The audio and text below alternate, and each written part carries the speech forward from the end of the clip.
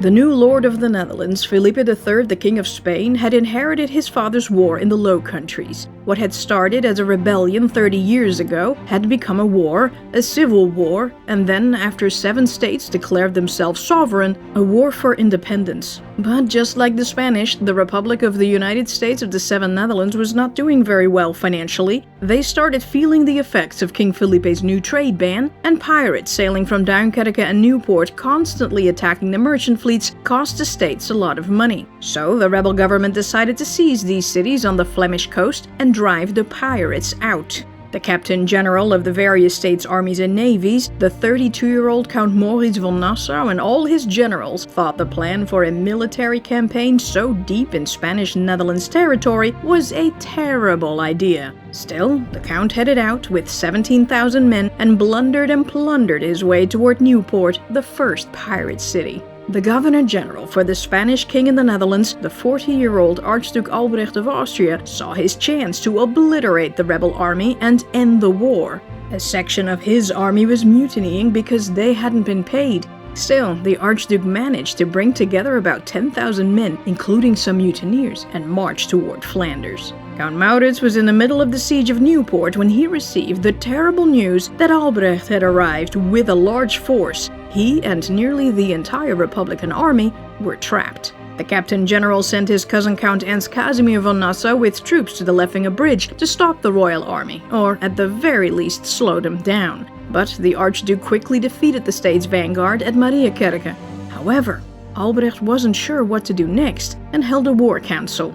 He ignored the advice of his experienced commanders, who told him to wait and starve the rebels out, and sided with the rookies and the mutineers. They would march on Newport and destroy the rebel army. They figured that most of the rebels were on the run and could easily be defeated. But the royal vanguard caught a glimpse of the entire army standing in battle array on the beach. So, let's go back a few hours and see what Count Maurits had been up to.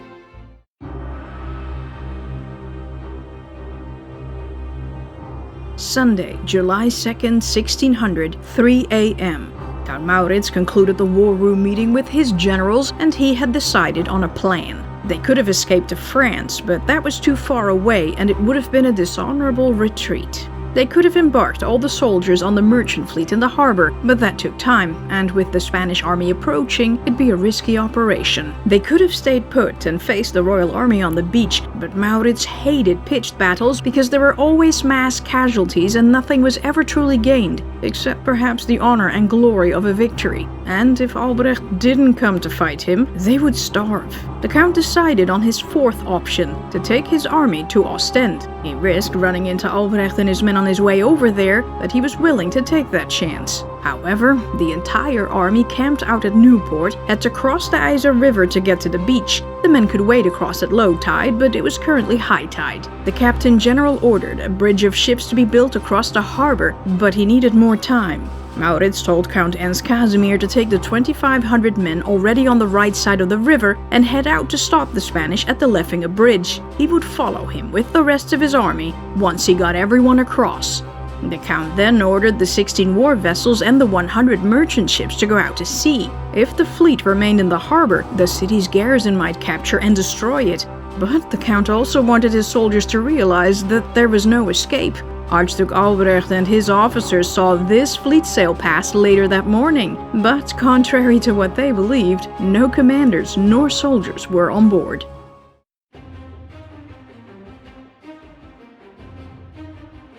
"4 a.m. The rebel troops started to wake up. It had been a warm, sticky night and would be a sweltering hot summer's day. The men heard the news that the Newport siege was over. They were heading out and had to prepare for battle. Count Maurits pulled his 16-year-old half-brother Count Frederik Hendrik of Nassau out of his tent and told him and the other young nobles to get to the ships. They had only come along to learn about sieges, and the Captain General wasn't gonna let any of them get slaughtered on a battlefield. Frederik Hendrik wanted to stay, but Maurits told him to get his butt on a yacht pronto. If anything happened to him, his brother had to carry on the family line and protect the House of Nassau in his stead. The teenager unleashed his inner drama queen and tearfully pleaded to be part of it, clasping his hands, begging his big brother not to deny him the honor of battle. Maurits finally gave in, but the kid had to promise to stick to his brother like glue during the entire fight. The other young noblemen also wanted to stay. Count Maurits had left the Republic with 128 companies foot and 25 squadron horse. But they had taken various forts along the way, and the Count had left many companies in them to protect his rear. This plan ultimately failed because Archduke Albrecht had recaptured most of them on his approach. And, of course, Count Ernst Casimir had just left with a section of the vanguard of 2,500 men. So, Maurits was left with about 96 companies foot and 12 squadron horse, about 13,000 men in all. And with his vanguard commander Ernst Casimir gone, the Captain General had to reorder his army. Count Ludwig Günther von Nassau and Count Georg Eberhard von Zolln still commanded the cavalry and the battalion, but now the rearguard of Sir Francis Vere, the commander of the English troops, became the vanguard, and veteran Colonel Olivier van den Tempel headed up what was left of Ernst Casimir's vanguard, which was now the rearguard. A little before 8 a.m. Count Maurits received word that Fort Nieuwendamme was under attack from the Spanish vanguard. This was bad news, because the Royal Army could attack him in the flank or the rear as they marched out. The Captain General sent Colonel van den Tempel to tell the rebel garrison of 300 holding the fort to keep it together. He swore he'd come to the rescue as soon as possible. He didn't know that at that very moment all the Spanish forces were occupied with pummeling Ernst Casimir and his men to a pulp.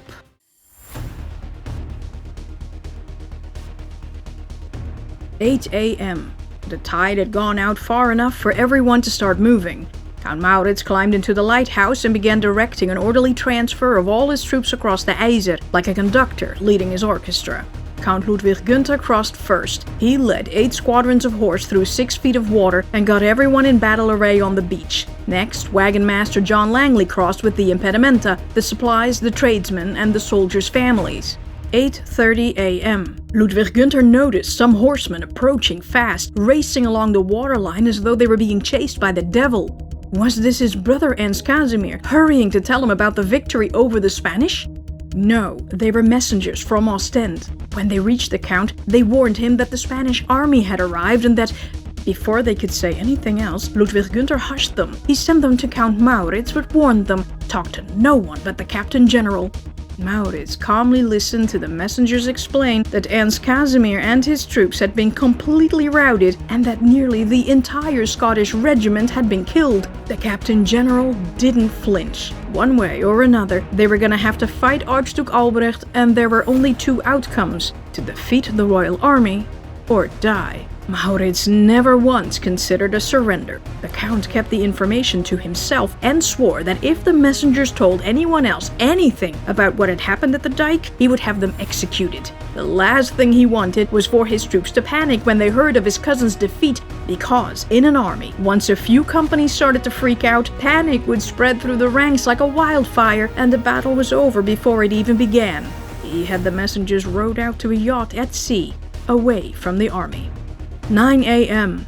Sir Francis Vere crossed the harbor with the infantry vanguard and some horse. The ship's bridge across the port wasn't finished yet, and low tide was still 45 minutes away. There was still about 4 feet of water, but Vere didn't allow his men to get undressed like they had done the day before. He said there was no time for that, and that they would either earn new clothes for themselves that day or never need doublet and hose again anymore in the world. The vanguard of English and Frisians waded across, some up to their waists, some up to their necks, and, dripping head to toe but safe and sound, they reached Lombardszijde and got into position behind the cavalry.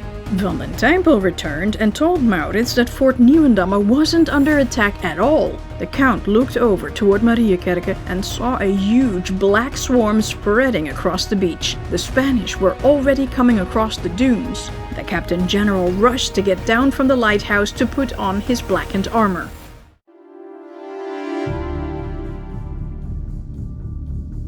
Count Maurits rode out to the front to discuss with his officers whether they should march out or stay put. He didn't tell them about the vanguard's defeat, just that the Spanish were gathering on the beach now. All the officers argued in favor of moving out, but Sir Francis Vere said to stay put. Let that cobbled-together Spanish army come and fight them instead. Then they'd be tired from marching along the beach, while the state's army was well rested.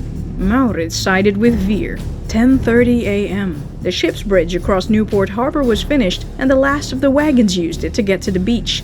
Then it was the Count of Solmes's turn to come across with the Battalia. They were the French, Swiss, and the so-called New Beggars. These were the Walloon mutineers who had defected to the States Army 2 months earlier. They now wore their Spanish red sashes over their left shoulder instead of their right to show everyone they were friendlies. As Count Maurits watched the Roman Catholics pass him, he turned to his officers and said that he wasn't sure about these men. The Walloon commander, Daniel de Erteng, Lord of Marquette, told everyone to stop. He had the New Beggars raise their hand and made them swear an oath right there on the beach that they would defend the States and live or die at the feet of His Excellency, Count Maurits. But the Captain General wasn't worried because he didn't trust them, but because they were the only company that wasn't drilled, like the rest of his army. They would be difficult to command effectively and might get confused mid-battle.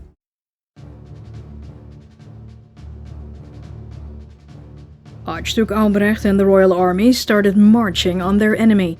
The Archduke had about 10,000 foot soldiers, 16 squadron horse, 5 half-cannons, and a field piece. Francisco López Hurtado de Mendoza y Mendoza, Almiral de Aragon, was in charge of the cavalry and the vanguard, with Juan Jerónimo Monroy's tercios and Giovanni Alonso Maioli Quino's mutineers. Behind the vanguard marched the Battalia, headed up by Maestro del Campos Don Luis Albano del Villar, Gaspar Sapena, Don Alfonso Dávalos, and Claude La Barlotte, Lord of Topanga.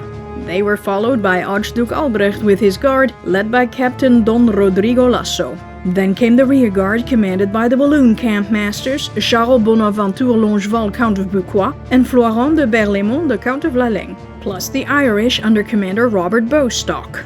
And what about Don Luis Velasco y Velasco Conde de Salazar, who had just force-marched his army for 5 days straight to get to Flanders in time?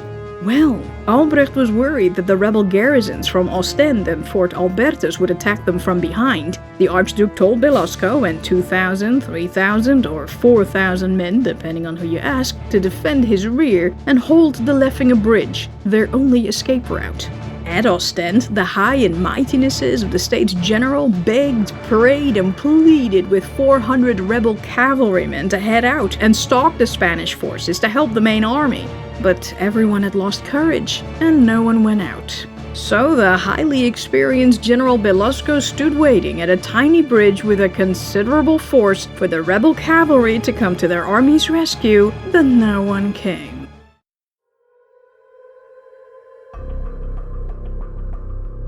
Count Maurits had Colonel van den Teympel's rearguard of Germans, Utrechters, and Hollanders come across the harbor. As they were now all patiently waiting for the Archduke to arrive, these men were given time to take off their socks and shoes. Most waded across, some used the bridge. The colonel left several companies of the reserve behind to defend the bridge and the ship still stuck in the port. And sure enough, right as most of the rearguard had crossed the Yser, the Newport garrison sortied and a fierce fight broke out. The Spanish managed to plunder some of the remaining rebel ships and set one vessel on fire. But apart from leaving the city gates open so the royal soldiers could run for cover, those in the city played no part in the battle. The Captain General arranged this army in a phalanx, with 3 lines from the waterline into the dunes. A phalanx is a tactical formation, with rectangular blocks of soldiers standing shoulder to shoulder several rows deep. You may know the word from Greek history, but this formation dates back all the way to the Sumerians. Maurits placed the blocks in such a way that it looked like he had more men than he had. The Captain General planned to direct the army from the rear and told the vanguard commanders to do whatever they felt was best. Meanwhile, Langley organized the baggage train in a column several wagons wide along the coastline, and 6 half-cannons were put on a strip of hard sand above the high water mark at the head of the troops. They stood on special platforms so they wouldn't sink into the sand after each shot. General Veer now suggested to Maurits that they dig in, throw up some defenses northeast of the city, and live to fight another day. But the Count told him there would be no entrenchments that day. Blood was gonna flow.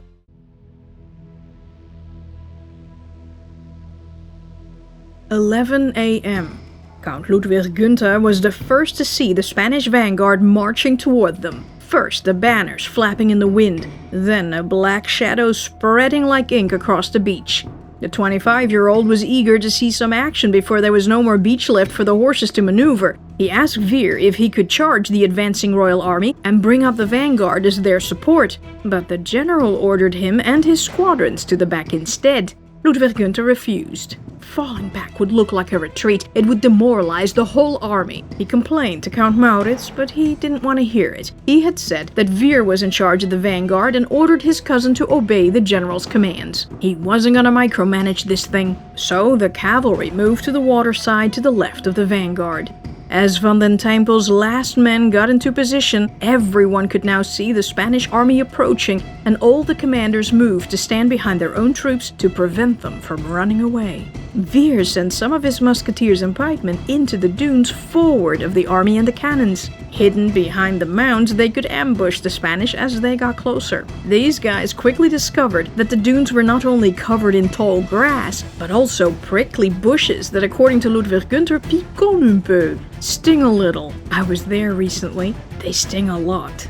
Maurits then ordered for 2 of the cannons to be hauled up on a tall dune. They would cover the beach and a large section of the dunes. And so, everyone stood waiting for the royal army to arrive. After a half hour of marching, Archduke Albrecht ordered Pedro Gallego and Juan Martinez to go ahead and test the state's army with 600 horse. A little later, these men caught sight of the entire rebel army standing on the beach in battle array. Now we're all caught up with the previous episode.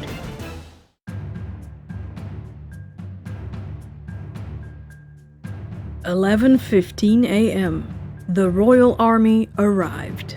They stopped just outside the state's cannon's firing range, and the 2 armies were now 1.5 miles apart. It's not clear why they stopped. They weren't exactly afraid of the guns, but the men had just walked 2.5 miles across the sandy beach and may have needed to rest. They could also have waited for their 6 cannons to catch up with them. Or perhaps they hoped to lure the state's troops from their position by just standing there, taunting them. Count Maurits ordered 2 of Ludwig Gunther's arquebusier squadrons to perform a battle trick. They had the charge of the Spanish cavalry, engage, pretend to panic, retreat fast, and hide behind the vanguard. This would lure the Spanish into cannon range, and then they'd be blown apart. During the confusion, the musketeers hiding in the dunes would start shooting, while the entire rebel cavalry charged. The Spanish vanguard, horse and foot, would back up into its battaglia, and with any luck, that would break up the royal army in a permanent retreat. The arquebusiers charged. Albrecht ordered Martinez to take the bait. But then, cannon fire. What the frack? The state's cannoneers, being super excited and by the express command of Veer, fired a volley of a dozen or so cannonballs into the Archduke's advancing columns. Too soon, Veer claimed something else. He had made no mistake. He'd started firing right on time. Either way, the arquebusiers couldn't follow through, or they'd be shot to pieces by their own guns. The Spanish cavalry broke off the attack and charged straight into the dunes. One of Ludwig Gunther's men had captured an Italian captain, or, as it turned out, a captain who had allowed himself to be captured. He started bragging in a loud voice so everyone could hear that the Archduke had an immense force, that they had just won a great victory over Ernst Casimir and utterly annihilated the Count's troops. The entire state's army was about to meet their maker. This was the first time Ludwig Gunther heard about what had happened to his brother. Maurits had known about it for nearly 3 hours. They gagged the man to shut him up, but then he started to sign and gesture to get the message across that he had obviously been sent out to tell. They were all going to die out here. Maurits ordered him shot. The Spanish horse were trapped in the dunes about half a mile ahead of the rest of their army. They had seen the state's army's battle order and sent someone to warn Albrecht that the Captain General's troops were ordered in a phalanx. The Archduke quickly arranged his army in a phalanx and then decided that instead of trying to get his isolated cavalry back somehow, he would move forward to close the gap and join up with them. We ain't afraid of no stinking cannons.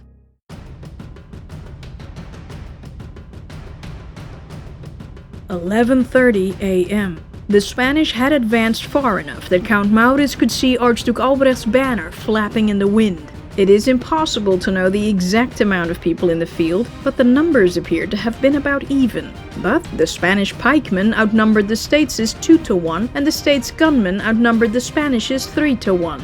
The Archduke put his 5 half cannons in a field piece near the dune line, but directly on the sand, not on platforms. Both phalanxes were traditional, except Count Maurits had divided his groups into much more maneuverable smaller units, and they were also lined up very differently. This was the Spanish phalanx, this was the States phalanx. Military old school versus new school.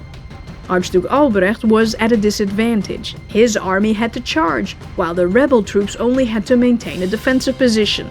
He decided he wouldn't make a move until the sea had rolled all the way in. High tide decreased the size of the battlefield, which meant that Count Maurits's most significant advantage, the States' cavalry, would be utterly useless. The Archduke's significant advantage was his superior infantry, the highly trained tercio companies, with some of the fiercest soldiers on earth.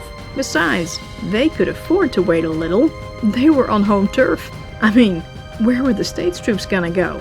Into the sea?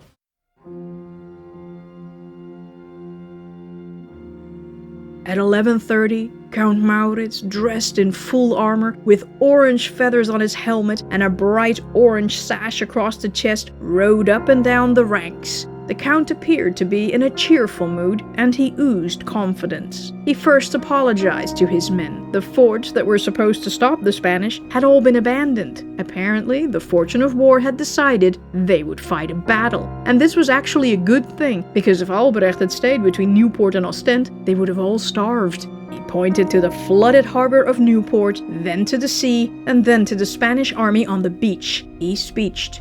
You have a choice today. Either overthrow the entire Spanish army, drink all the water of the sea, or be butchered by the ruthless enemy. My soldiers, we must this time either overcome or die with our swords in our hands. I am right here to share in your fate, to win or die at your side. Fight for the well-being of the Republic, trusting God for a good result because you fight for the true faith against the Spanish Pharaoh, who is not only our enemy, but God's enemy, and who wants to take away our rights and our freedom. Okay, not the freedom part, just channeling my inner Braveheart here. Each company in their own language responded, We want to live and die with you! Then Count Maurits prayed. Archduke Albrecht, in stunning Milanese armor, riding a beautiful white Spanish stallion, also addressed his men. Let's kick some heretic ass! Oh, he said a little more? Remember all your victories, men. You serve God, the Infanta, and me, and the King of Spain. I will be an eyewitness today and run with you. Be assured that you will be rewarded for your actions. Be assured that the cause for which you are going forth into battle is the most sacred and inspiring for which humans could possibly lay down their lives. Do not bring shame to the Roman Catholic religion and your legal sovereigns, and defeat the heretics once and for all. They knelt, prayed the Our Father, and did a Hail Mary.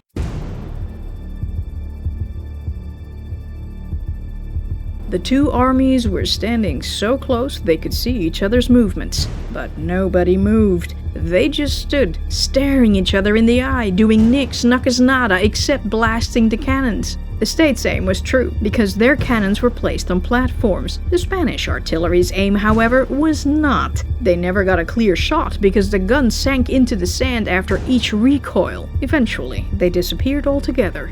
Noon. The beach kept shrinking. As the waves started lapping around the horses' feet, both commanders redeployed their cavalry to the rear.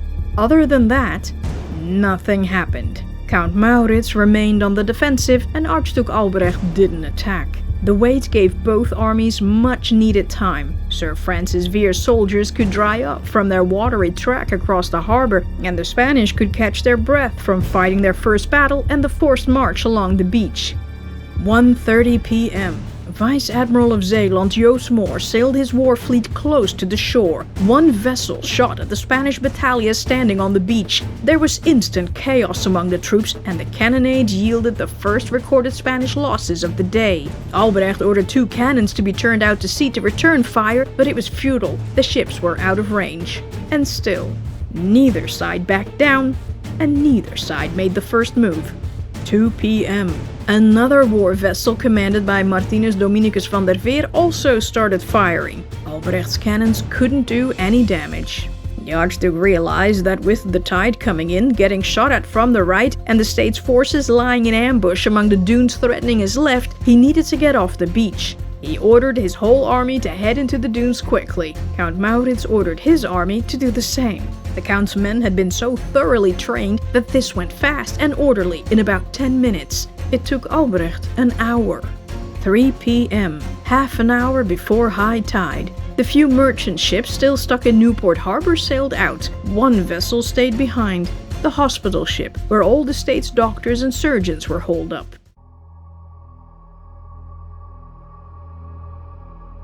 The commanders rearranged both phalanxes to account for the new terrain. There are 6 areas to keep track of: the beach with the cannons, the low dunes, the strongholds, the dunes, the meadow dunes, and the meadow. Both armies had cannons on the beach. The rebel cannons were manned by Zeeland cannoneers and sailors. They were defended by the vanguard, who were positioned both on the beach and in the low dunes. They were Sir Francis Vere's men, including his cavalry, his brother Colonel Horace Vere's battalions, plus the Frisian and the Stad and Land regiments that Count Wilhelm Ludwig von Nassau had sent along. Maurits's cousin and partner in war himself wasn't there, because he was holding down the forts in the north of the Republic. General Vere selected 1,000 men from the vanguard and took them to the strongholds, a strategic position forward of the rebel cannons. The strongholds were basically 2 tall dunes overlooking the whole battlefield. They were connected by a narrow ridge which had a natural hollow crest that acted as a defensive bulwark. He placed 250 English soldiers and 50 men of Count Maurits's guards on the first dune, and Captain Nicolaas van Randerode van der A, master of Count Maurits's guard, took the remaining 200 guards and climbed to the top of the second, taller dune. Vere put 500 Frisian musketeers on the ridge connecting the 2 dunes. On his left, at the bottom of that ridge, he placed 700 English to protect their left flank. General Vere joined his men in the most forward stronghold, otherwise I would have lost overview and my troops lost sight of me. But now everyone else lost sight of Vere. On the Spanish side, Admiral Mendoza remained on the beach with the 6 Spanish cannons, some of Martinez's cavalry squadrons, and Majoliquino and Monroy's infantry vanguard. They made a large pike block in the dunes right next to the beach, and from there they planned to send smaller units forward to fight the rebels. On Vere's right, further inland, the Count of Solms arranged the first line of his battalion among the dunes. They were the French of Oudé-la-Lanou, commanded by Lord of Donnerville, now split into 4 half-battalions. Behind them stood the Swiss and the Walloon battalions. Across from them were the pike blocks of the Spanish battalion. One was commanded by Billard and Sapena, who faced the strongholds, and the other of Dabelos and La Barlotte targeted Solmes's men. Bostock and Buquois from the Spanish rearguard made a large pike block in the dunes next to the meadow. Bostock remained with the block, while Buquois would lead smaller units ahead to fight Van den Tempel's rearguard with Ernst Casimir's, Thomas van Hurtenbroek's and Gistel's regiments. The Spanish cavalry squadrons of Martinez, Mendoza and Gallego headed over to the meadow, a green patch of flat land further inland. They hit a few companies of musketeers and pikemen in the dunes on the meadow's edge to give the cavalry cover. When Count Maurits saw his opponent's cavalry arriving at the meadow, he sent Ludwig Gunther and Marcellus Bucks with 6 squadrons over there. Looked like it was fighting time. The Captain General now ordered Van den Tempel to go to Newport, get his reserve companies across, and dismantle the bridge behind them. There would be no escape for anyone. Count Maurits hung back on the meadow dunes to keep an overview. He was joined by his brother, Colonel Frederick Hendrik, the young nobleman, his staff, various reserve companies, and several squadrons. Among them, 3 reserve cavalry squadrons commanded by Govert van Balen. The Captain General put on his helmet but kept his visor up, so everyone could see he was smiling. Meanwhile, Archduke Albrecht also directed his troops from the rear with his gentlemen and was surrounded by his guards commanded by Lasso.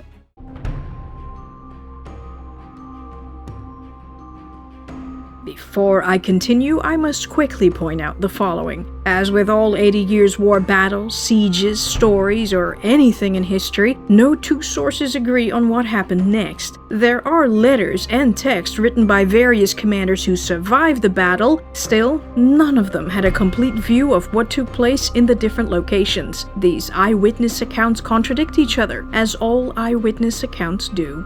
With everything pieced together, this is how the battle most likely unfolded.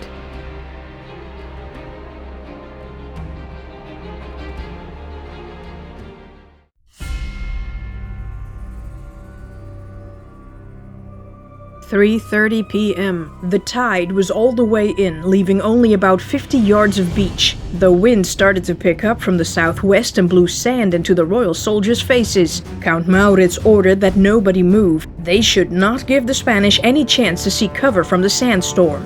The Spanish flanks were still moving into position when Archduke Albrecht gave the signal to attack. The first royal gunmen advanced. Maurits initially didn't see them coming because the dunes were blocking his view, but the moment the royal soldiers reached his troops, the Count ordered his musketeers to return fire. The battle started with a terrible noise, drums, trumpets, shooting, shouting all at once. To call it a field battle is a stretch. There was no recognizable battle order and no scientific maneuvering. It was just a whole bunch of small, isolated battles in a claustrophobic and impossible to navigate terrain. It was hard to keep track of what was happening in the various locations, and both commanders had trouble giving the correct orders. Albrecht's men tried to keep their large blocks intact and kept sending out companies to fight, so most men just stood by waiting to be rotated in by their commanders. Not the greatest tactic, but it was total chaos, and they simply reverted to what they knew. The States' army was split up into smaller sections, which is what they knew, and everyone fought.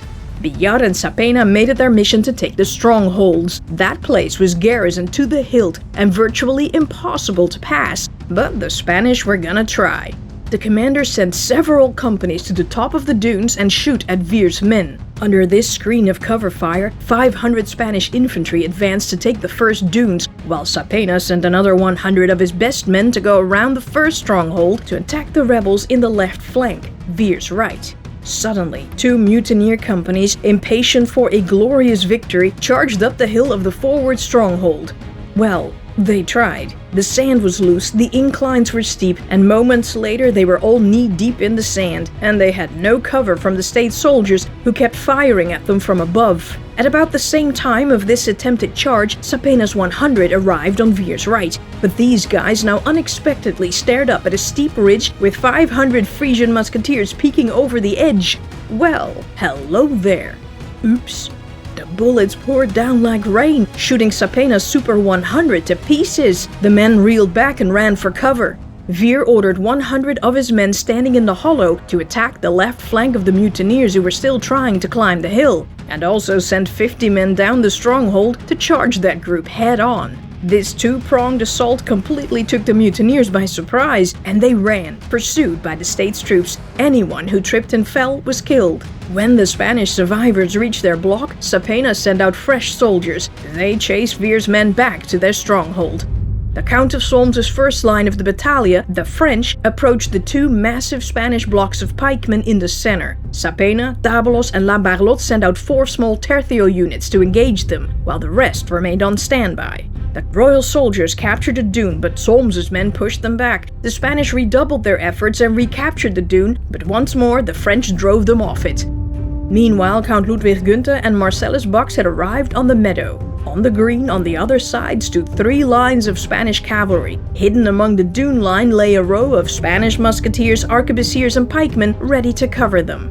The Spanish didn't move, daring the aggressive and dangerous rebel horsemen to charge straight at them. The 2 cavalries were separated by a field of ditches. If the state's cavalry attacked head-on, they were going to break their necks and their horses' legs.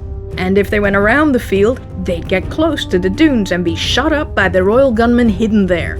Ludwig Gunther didn't wait for orders and went for option 2. He took 3 squadrons of cuirassiers, his own, Count Maurits's guards and Count Frederik Hendriks's, and led them single file around the bad terrain toward the dunes to face off with their taunting foe. The moment they got close enough, they drew heavy fire from the Spanish musketeers and arquebusiers, shooting them at close range.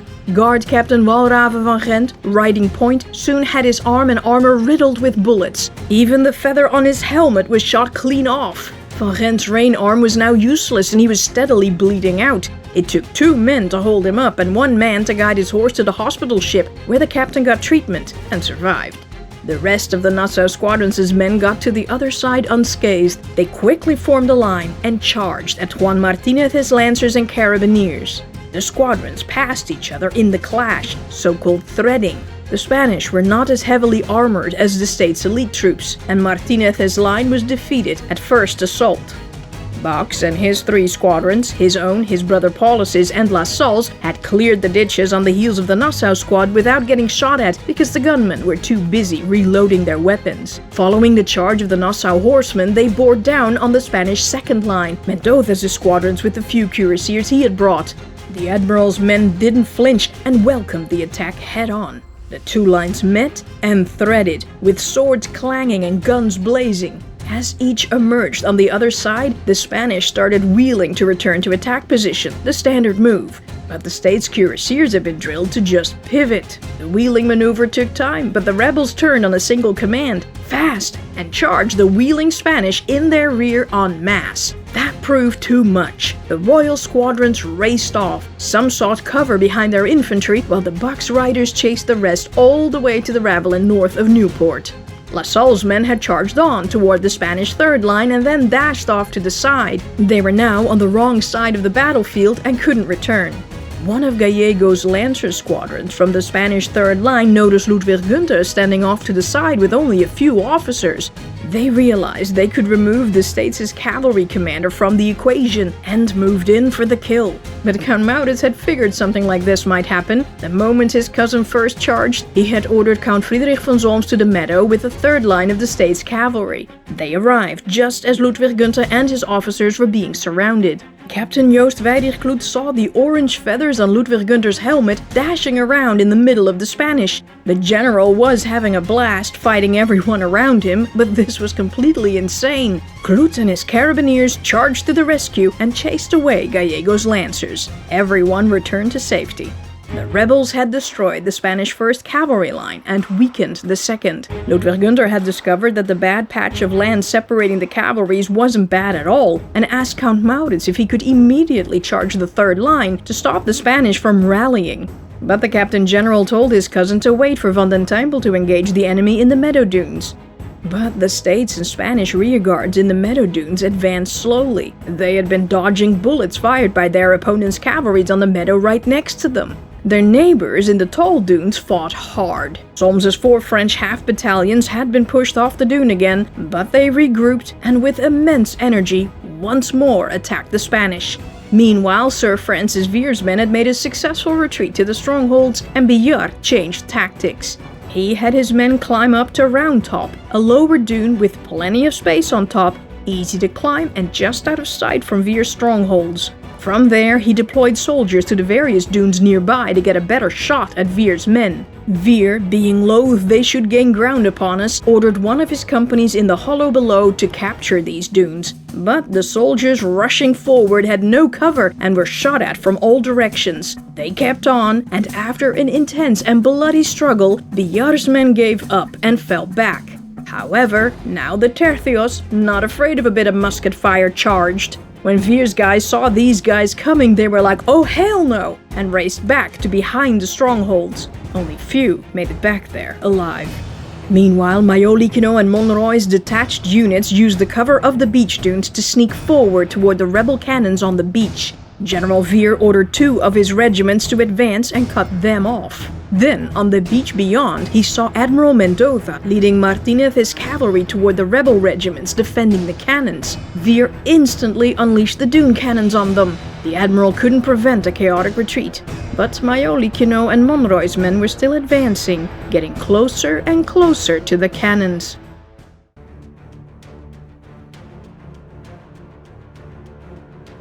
4:30 p.m. The battle had been waging for an hour. The royal troops advanced, but very slowly. The battle order had become a mess, with the musketeers and pikemen units all mixed up. Both sides fought these small, isolated battles to take possession of every dune, losing them and retaking them. Any inch of land gained was lost again the next moment, and the soldiers simply lost track of where they were. Archduke Albrecht appeared everywhere, together with his officers, sword in hand, to encourage the men. He joined Bostock's pike block in the meadow dunes, where both rearguards finally clashed in a hard and bloody fight. Albrecht got caught up in this brutal encounter. He was knocked off his horse, and some of his armor snapped off. Kabeljau, a demoted Walloon captain, came to his rescue. He gave the Archduke his own horse and killed everyone who came close to Albrecht. After he killed 5 or 6 men, he was himself slain.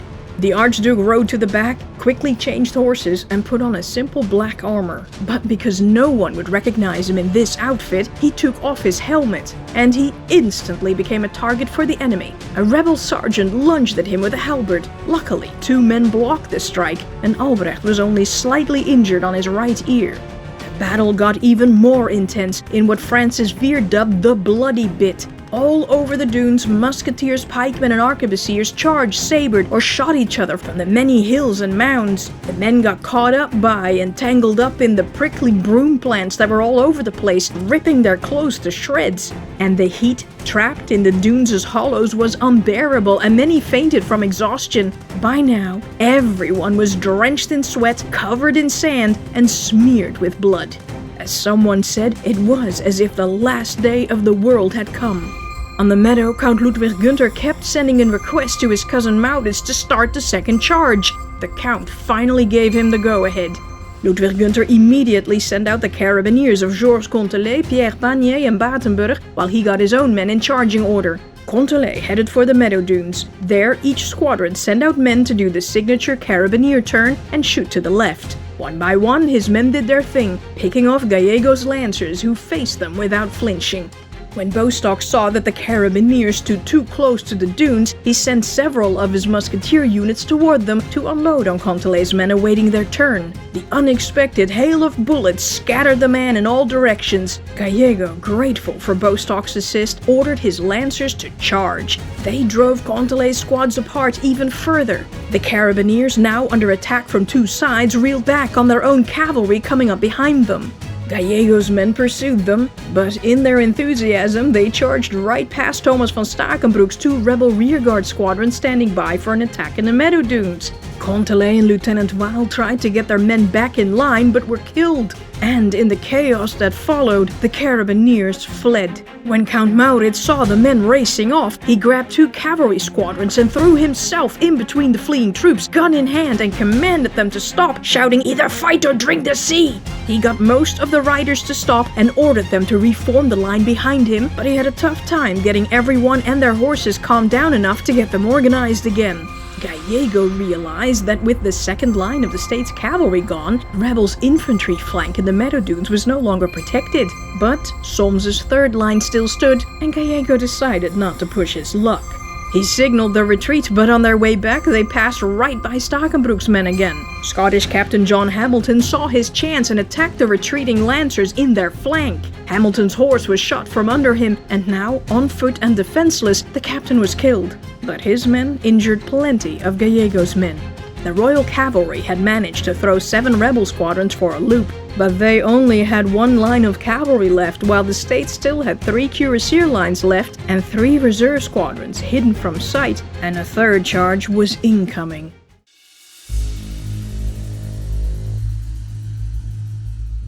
General Vere and his men still occupied the unassailable strongholds, but small tercio units from the battaglia moved forward to capture and hold the dunes, while the next group moved beyond them to seize the next hills. And as more and more Spanish leapfrogged over the dunes all around the strongholds, the English battalion in the hollows was about to be overrun. The general had already lost 4 captains in the fights. Vere ordered 2 companies to advance and grab the small dunes in front of him to stem the tide, at least a little. Archduke Albrecht instantly saw that he had the advantage and threw in his infantry reserves. They carried out a blistering charge on the English, wearing the soldiers down fast. General Vere was running out of reinforcements and asked Count Maurits to send him the cavalry reserves, but the Captain General didn't respond. During the battle, the Count had been moving from line to line, showing up at the most dangerous places to encourage his men, so perhaps the messengers couldn't reach him, or perhaps Maurits had different plans and simply ignored the general's requests. Either way, Vere was fuming with rage. With the cavalry reserves not coming, and Willem Lodewijk's Frisians not advancing fast enough to support the English, the vanguard in the dunes broke at last. Some panicked and raced toward the sea, but most retreated relatively orderly. as the men had been trained to do.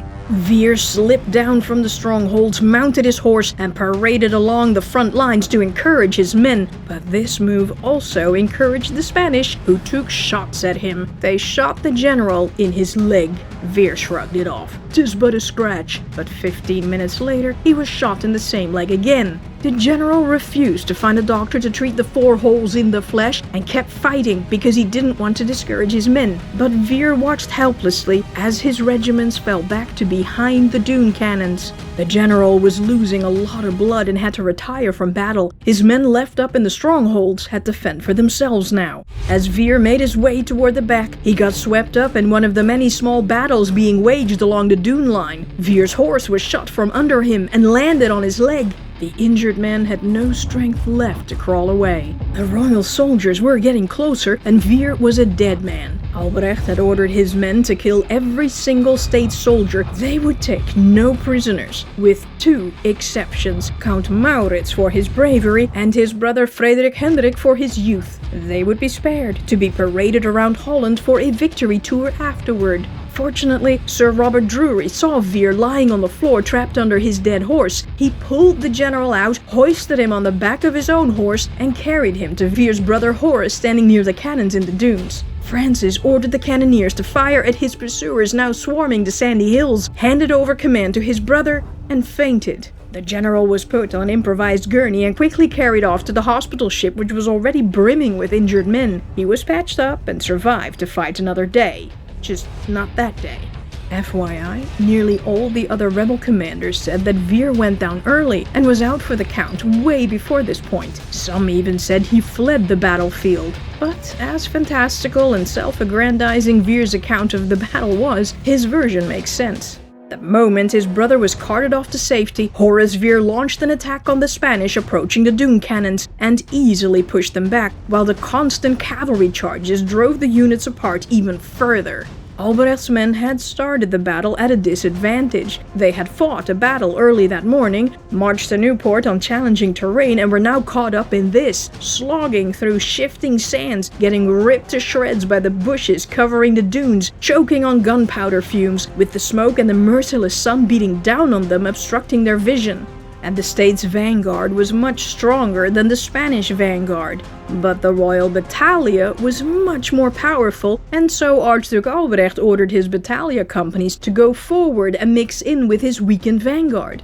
A seemingly endless stream of ferocious Spanish soldiers now entered the fight and unleashed the fracking fury on the rebels. Horace Veer's troops staggered back. They were about to break apart, but the colonel quickly restored order in his troops with his officers. Then Veer the Younger took his 700 infantry and charged at the advancing Spanish battalia of nearly 2,000 men.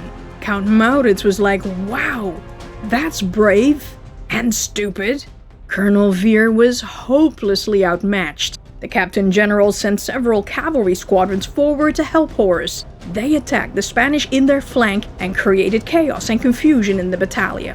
For a moment, at least. But the Vanguard-Battalia combo was simply too strong for the English. Count Maurits saw that the colonel's defensive line was falling apart, so he sent 2 French reserve regiments over to help them.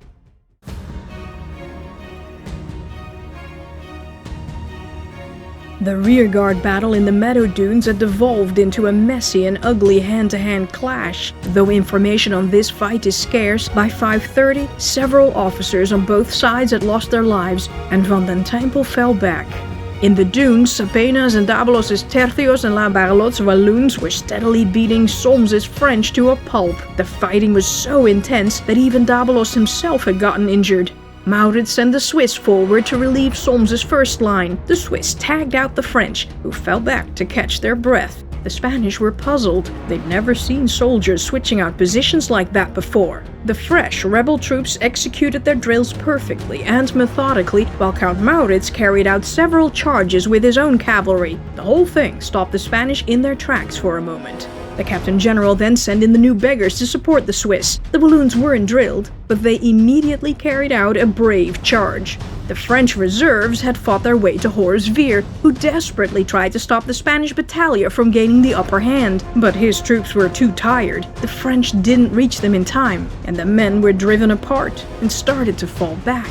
Now the Walloons had plenty of guns, but not enough pikemen to hold their position. They also fell back. 5:45 p.m.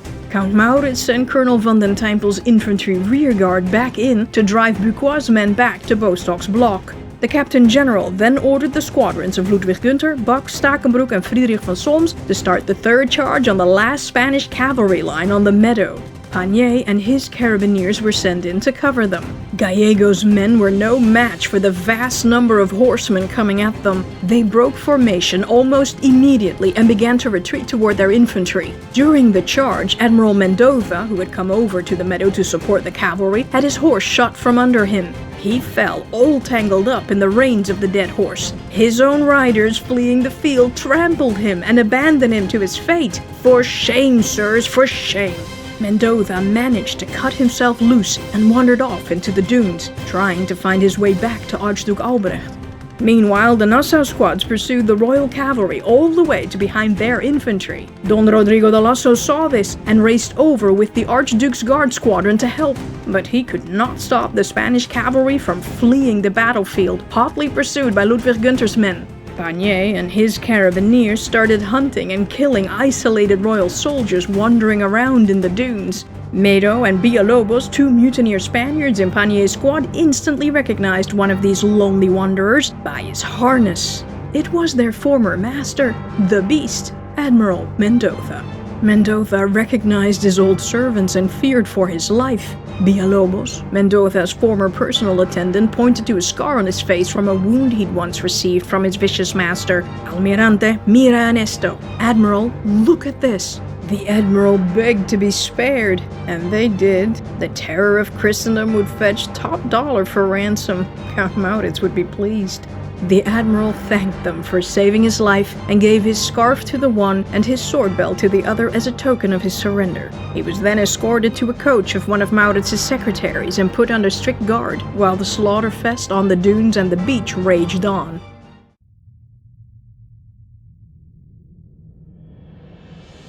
6 p.m. Majoliquino's and Monroy's foot soldiers and cavalry steadily advanced along the beach line toward the rebel cannons. They attacked, ducked into the dunes, retired to rally, and attacked again, all the while getting closer and closer to the beach cannons.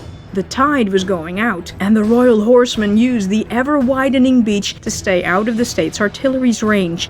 They could now charge the third line of the vanguard, the Stad and Land regiments. They quickly lost a captain and regiment commander in the assault. The English in the first line were beyond exhausted and could no longer find the strength to move the Spanish out of the way, let alone stop them. Horace's men backed up into the Frisians, who backed up into the Stad and Land regiment, who backed up into the impedimenta that had followed too closely behind them. There was instant panic and chaos. The wagons turned to get out of the way, but they ran the people down in the confusion. They had nowhere to go but into the water. Deep into the water. Horses, horsemen, servants, and drivers drowned. Terrified screams of women and children chilled everyone to the bone. Then, one of the Spanish cavalry squadrons broke through the rebel defenses and attacked the wagon train. Wagon Master Langley and his men managed to fight them off, but Langley was shot and killed.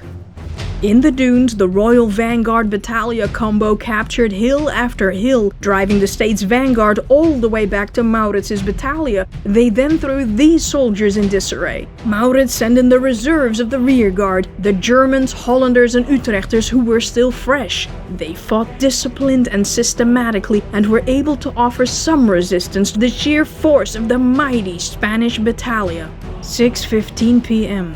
The battle had raged for nearly 3 hours. Archduke Albrecht could no longer count on the cavalry. Most of them had raced off to the Leffinge Bridge, where Belasco still stood with 3,000 men, bored out of their skulls, eagerly waiting for news of the Spanish victory.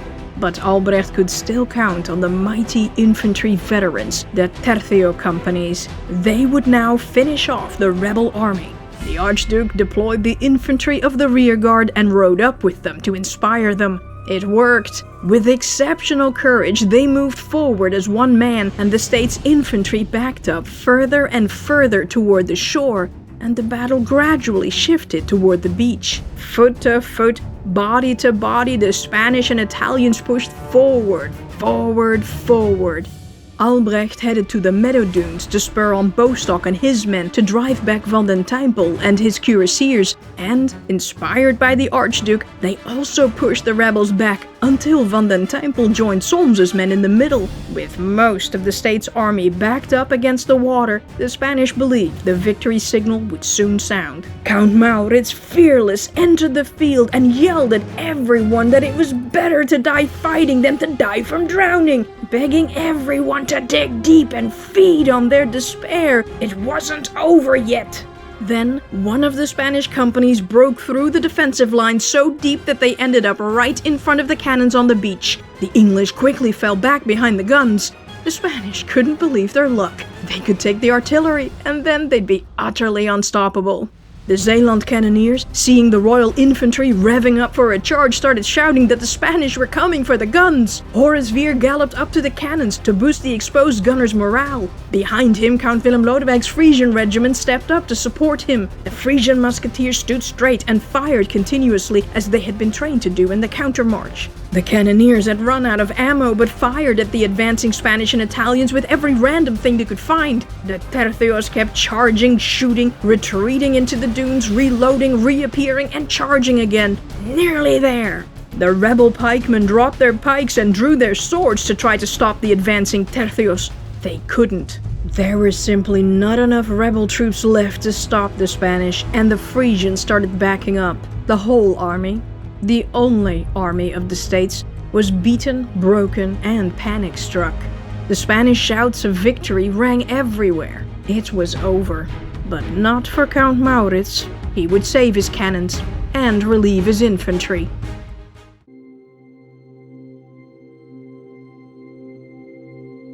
The Captain General called up his 3 reserve cavalry squadrons, Horace Vere's men under Pembroke, Edward Cecil's, and Govert van Balen's, and ordered a sweep along the beach and the dunes. Pembroke had to charge through the tall dunes, Cecil along the beach line, and Van Balen had to save the cannons on the beach. Count Maurits ordered the advance. Van Balen and his cuirassiers rode slowly through the heavy sands to save the horses' strength, while Pembroke and Cecil entered the dunes. Mayoli, Quinault, and Monroy's infantry and cavalry had almost reached the beach cannons. Victory was so close they could smell it. The Zeeland cannoneers shot at them with shrapnel and musket bullets, doing a lot of damage, but not enough. Most Spanish simply ducked out of sight, but none of them could see Van Balen and his cuirassiers emerging onto the beach behind the cannons. Mayoli, Quinault, and Monroy's men advanced around 2 dunes, and then the cavalry enthusiastically charged out, with the eager infantry right behind them. They had reached the cannons. The battle was over. The Spanish fired their volleys at the few brave rebels still standing behind the guns. The cannoneers fired one last time. They had run out of gunpowder. The scrap metal ripped through the companies, but the tercios were utterly unstoppable. The Zeelanders backed away, abandoning the cannons at last. But there, from beyond the artillery, the rebel army's tank division emerged, and Count Maurits yelled, "Charge!" The trumpets blew, and Pembroke, Cecil, and Van Balen plowed forward. Van Balen's heavily armored horsemen attacked with such a violent fury that the Spanish cavalry on the beach was entirely overrun. The horsemen raced off and left the Royal Infantry to their fate. These guys were now exposed and powerless. They had just unloaded their muskets and couldn't return fire. It was a total slaughterfest.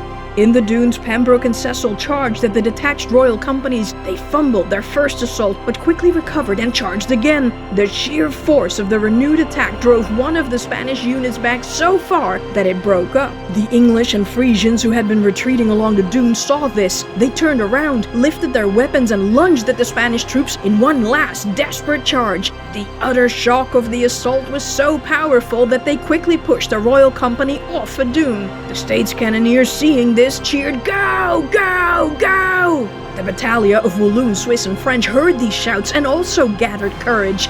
They even dared to attack the Spanish tercios head-on.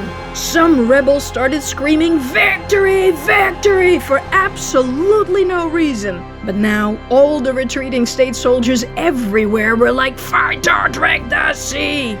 and charged.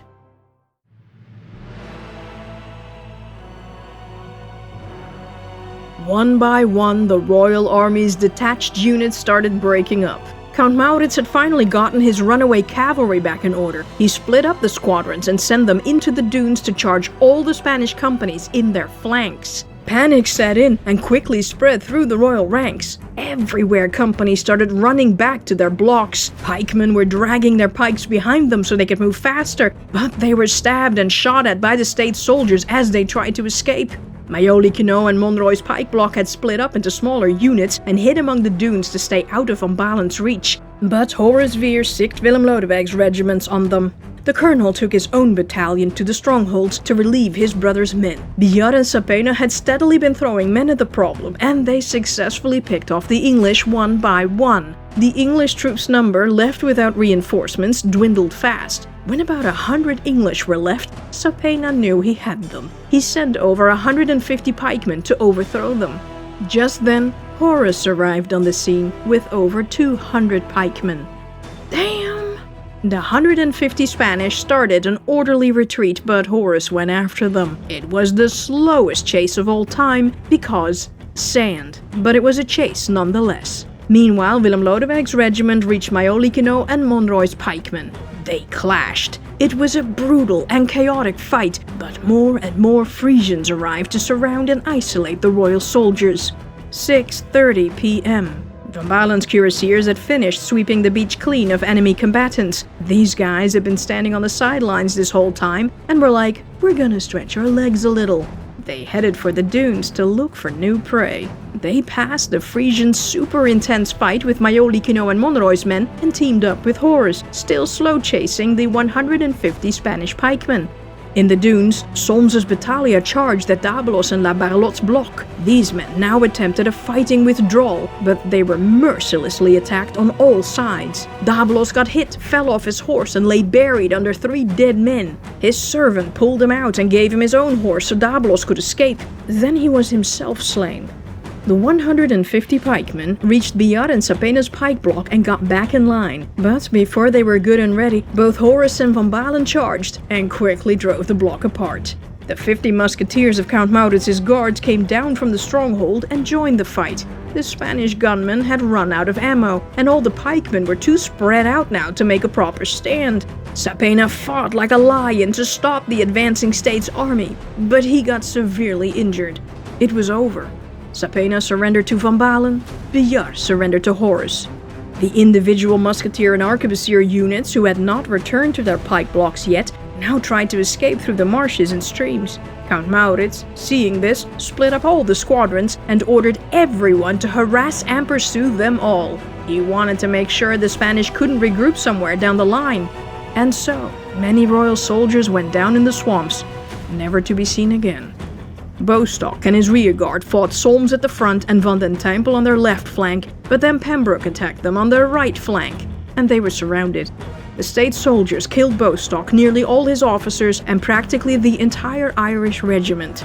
Those who were left quickly surrendered. Majoliquenoix's men were not spared either. They were held responsible for the massacre of the state's garrison at Snaaskerke. It was payback time. No quarter for these guys. Archduke Albrecht, who had stood too close to Bostock's block, suddenly found himself in the middle of the Swiss and Germans. A rebel pikeman grabbed his horse's reins and shouted at him, "Rends-toi!" Surrender. Man was run through by a royal pikeman. Albrecht saw that his army couldn't counter, couldn't be brought to a stand, and fled in all directions. And when the Archduke's guard took off, Albrecht decided to retire from battle. He ordered his men to withdraw and raced to the Leffinge Bridge with half a dozen troopers and some officers. But Belasco and his men were gone. Earlier, rebel garrisons of Fort Albertus and Ostend had seen the Spanish cavalry racing off. They headed for the bridge and clashed with Belasco and his men. The general felt he couldn't hold the bridge and retreated to Oudenburg. The drivers and the servants of the baggage train had already bounced. So, when Albrecht arrived, the bridge was occupied by a handful of rebel soldiers. But they didn't know about the outcome of the battle, and they didn't recognize the Archduke, who rode a simple horse, wore a simple black armor, and had no personal banners and sigils. Instead of stopping the Spanish officers thundering at them and capturing the Archduke, the men fled from the bridge. Albrecht made it safely to Oudenburg, then Bruges, where he changed horses, and quickly on to his wife Isabella in Ghent. Bummed that he hadn't brought her the Nassau prisoners. The Archduchess was disappointed, but since she'd been receiving reports that her husband had been mortally wounded, captured, or had died throughout the day, she was almost relieved to see him, utterly defeated, but safe and sound. Back at Newport, Count Maurits ordered a general pursuit that lasted until deep into the night. He quickly grabbed a few rearguard companies, Frederick Hendrik squadrons, and all the Walloons. They had to stay behind to hold the field and claim the victory. At Ostend, the States General was relieved to hear about the big win. The cavalry, who earlier couldn't be persuaded to head out in support of the States' army, now quickly mounted their horses to chase the Spanish. In fact, so many soldiers rushed out of Ostend that it looked as though no one would be left to defend the city. So, the States General ordered the gates closed.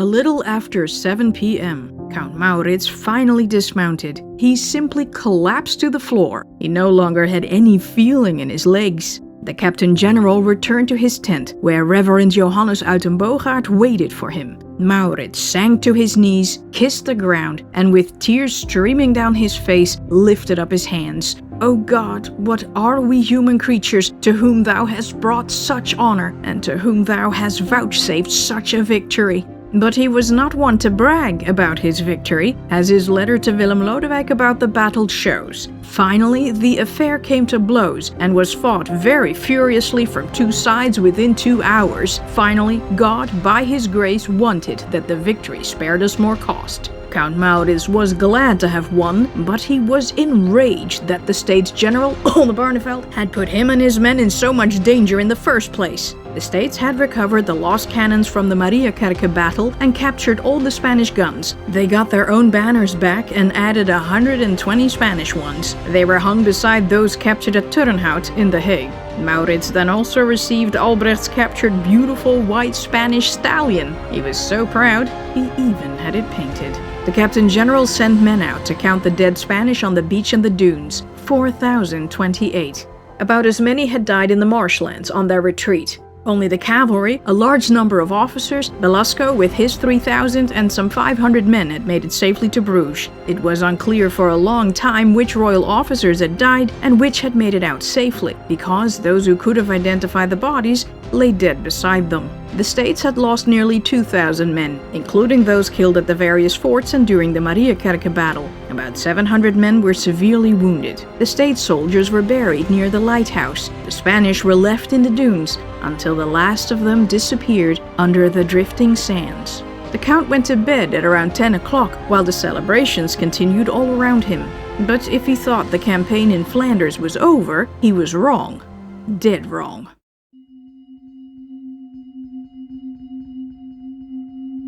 The following day, July 3rd, 1600, Count Maurits went to Ostend. He brought the injured to be shipped off to Holland and Zeeland and the rest of the army. They no longer had food at Newport. All the ships had left the harbor, remember? He also brought the 520 prisoners of war, including the officers. But angry soldiers from Scottish Colonel William Edmonds and rebel commander Karel van den Noot's regiments killed dozens before Maurits could intervene. Archduke Albrecht didn't want to pay the ransom and suggested a prisoner exchange for the rebels caught at earlier battles. Maurits was willing to deal, but only if the Archduke compensated him for the robbery of his men at Fort Oudenburg and the state soldiers and officers that the Spanish had killed at Snaaskerke. They had broken the terms of surrender, so pay up.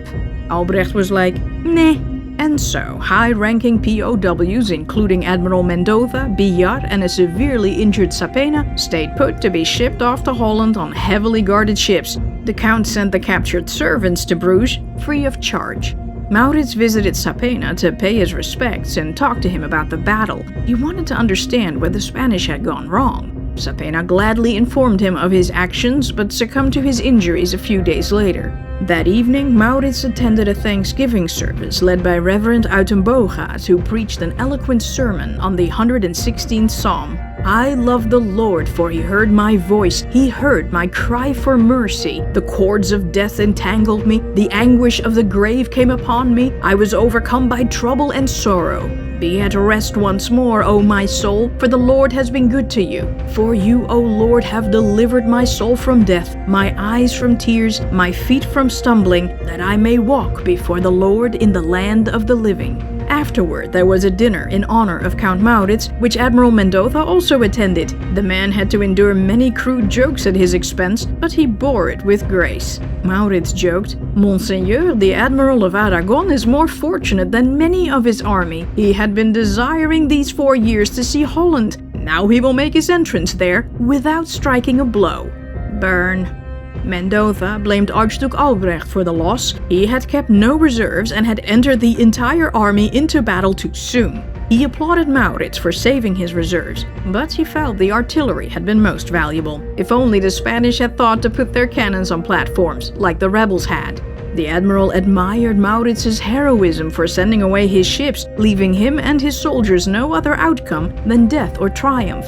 Some Spanish analysts blamed the loss on the wind, sand, and low sun, but the wind blew from the sea at the height of the battle, and the sun hadn't set that low yet when the Spanish retreated. Most, however, blamed Albrecht and Mendoza. They didn't have any experienced cavalry officers with them and should have known better than to pick that fight on the meadow. But worst of all was the utter stupidity of leaving the veteran Belasco with 2,000, 3,000, some said 4,000 men behind to guard a bridge.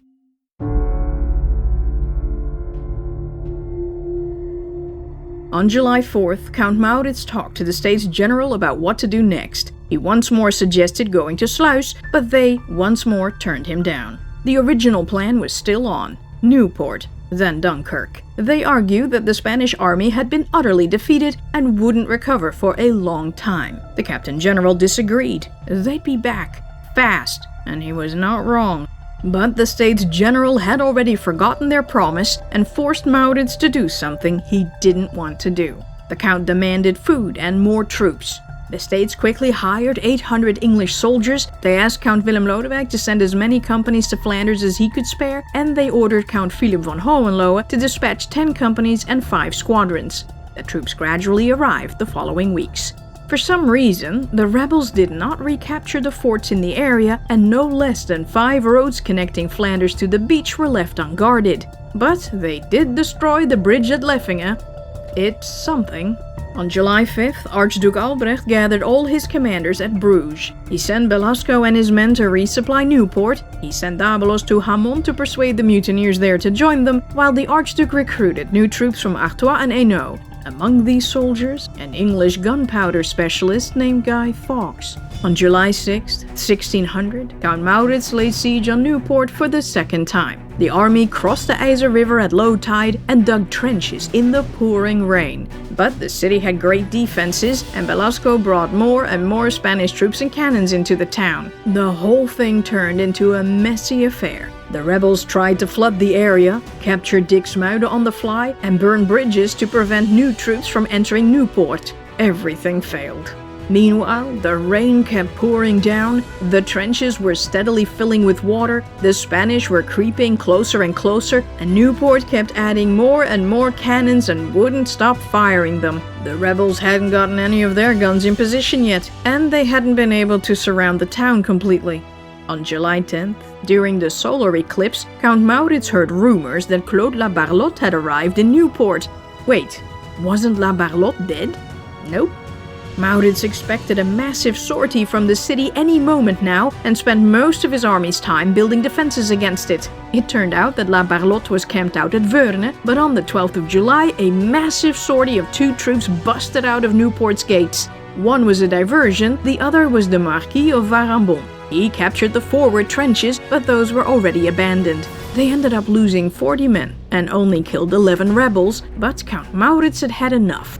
He sent Colonel van den Tijpel to Ostend to tell the state's deputies not to waste any more time and money and break up the siege. They told the colonel to tell the Captain General to do what he thought best.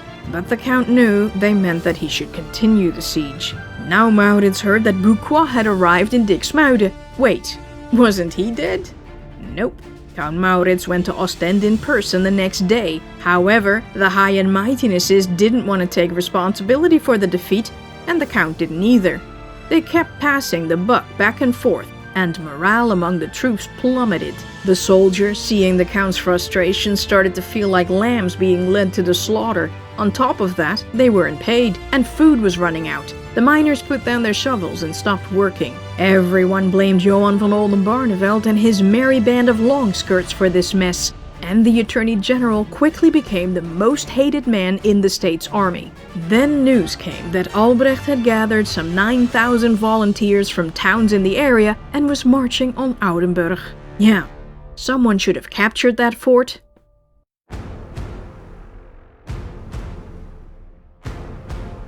July 15th. The weather was still terrible. Count Maurits started telling everyone they were gonna leave Newport soon. Oldenbarnevelt rushed over to the camp to talk to Captain General out of it. Their meeting lasted an hour. We don't know what was said, but the discussion got pretty heated in the Count's tent. It was even rumored that Maurits slapped Oldenbarnevelt across the face. Clearly, the Stadtholder and the Attorney General had some issues they needed to work out. Finally, the States General, with heavy hearts, decided to break off the siege, and Count Maurits's reputation remained intact. On July 18th, the entire state's army crossed the IJzer River at low tide, destroyed Fort Nieuwendamme, and headed for Ostend. The best location to make camp was near Fort Isabella, so Count Maurits besieged it. Its garrison refused to hear the drummer boy's summons to surrender, and Maurits was bummed. This was gonna be another long siege, wasn't it? Meanwhile, Archduke Albrecht was in Brussels to confer with the government. He used the rage that the States General of the Spanish Netherlands felt about nearly losing the Flemish coast to get them to collect more taxes to beef up his army. Then that same States General sent deputies to the Republic States General to talk peace. The rebel government granted them permission to speak. More about that in part 3 of the series. On July 21st, Maurits found out that those from Fort Clara had built a road through the swamps to supply Fort Isabella. He sent Count Eberhard von Solms to seize Fort Grotendorst to cut them off. But Solms and his men ran into some guards who opened fire on them. The Count believed the whole army had arrived in the area and chickened out. When Maurits heard this, he was like, "You idiots!" There was no large force in the area, and those men had just been a few random sentinels. But now, the Spanish knew what his plan was and would shore up their defenses. They did. Count Frederik van den Berg and Colonel La Barlotte and their men started digging trenches and placed cannons to defend the road. Now the Captain General had to fight them off as well. But on July 23rd, La Barlotte climbed out of one of those ditches to check the surroundings. He was shot through the head with a musket bullet. The man had already been declared dead at the sieges of Hulst, Zaltbommel and at the Battle of Newport, but now the fearless and ever-eager colonel was truly gone. Rest in peace. The siege of Fort Isabella was a bust. Count Maurits wrote the States General that he was getting everyone packed up and ready to go home. 6 days later, over 100 empty ships from Zeeland arrived at Ostend. The Count detonated mines under the 4 bastions of Fort Albertus, set fire to the various sconces and the camp, left a garrison of 44 companies and 7 squadrons in Ostend, and embarked his troops. The wind pushed the fleet close to Sluis, but then the wind dropped, and 4 of Federico Spinola's galleys rowed out to attack them. Fortunately, it started to rain and the wind picked up again. The galleys quickly retreated to beyond the shallows where the warships couldn't reach them. Count Maurits wistfully looked at Sluis as they passed it. Boy, he really wanted that town. Meanwhile, the Spanish wasted no time rebuilding Fort Albertus.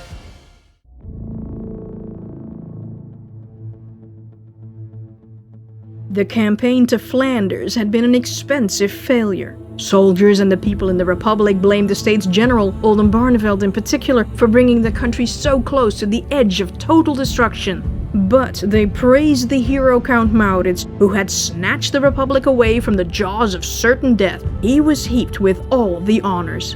At the time, the Battle of Newport was considered a great victory in the Low Countries and abroad. But in the centuries that followed, it was more and more considered an absolute failure. Today, most historians agree that though the campaign missed its goal of removing the pirates from Dunkirk and Newport, it had been immensely successful in many other ways. For instance, that tiny rebel country that had defeated the Tercios in a field battle was put on the map, and the Spanish would think twice before engaging in field battles with the Nassaus again. Count Maurits's reputation rose to unprecedented heights in the Netherlands and abroad. Job offers came in hard and fast. The Habsburg Empire wanted him, the Ottoman Empire wanted him, heck, even the Spanish Empire made him an offer. And with this huge reputation, kingdoms like France, Scotland, and England started zeroing in on the stadtholder to secure more powers for him in the Republic, and perhaps even turn it into a kingdom and make him its king. They were eager to remove Oldenbarneveld and his fellow commoners in government from power, because if the Republic remained as successful as it appeared, their own subjects might start getting ideas about whether they even needed a god-appointed ruler. They sure did. Oldenbarneveld was probably praying that the Count would never become the Prince of Orange, a god-appointed sovereign. He'd be unstoppable then. In Spain, the loss of the Battle of Newport was downplayed. The Archduke had been awesome and brave and very successful. Well, they were technically not wrong there. The Governor-General may have lost the battle, but he hadn't actually lost any land or cities. The situation remained unchanged, and his personal conduct had gained him the esteem of the army. Though Archduke Albrecht said, "I do not believe I could ever console myself for this misfortune," he recovered from his disappointment fast and planned a major siege, one that would cost the lives of over 100,000 men.